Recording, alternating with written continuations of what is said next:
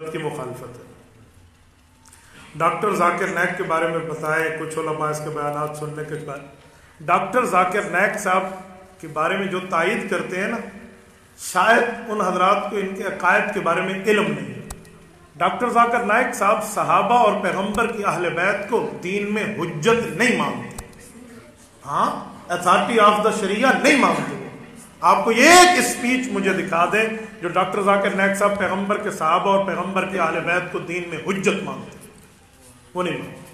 تو جو پیغمبر کے صحابہ اور اہل بیت کو حجت نہیں مانتا اسے مفتی عبدالواحد قریشی بھی نہیں مانتا۔ جتنے مولویوں نے تائیدیں کرنی ہیں وہ تائیدیں نہ کریں، وہ مجھے اس سے اس کے صحابہ کا حجت ہونا دکھا دیں، میں بھی اس کی تائید شروع کر دوں گا۔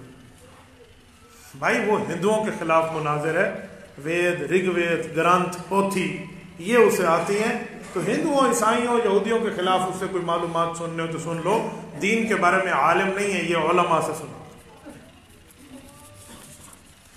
بعض خواتین عصر کے بعد گھر میں جھاڑو نہیں لگاتی، تھکی ہوئی ہوتی ہے نا، سارا دن کام کرتی ہے، اسی لیے نہیں لگاتی، ٹھیک ہے نا، باقی شریعت میں اس کی کوئی ممانعت نہیں ہے۔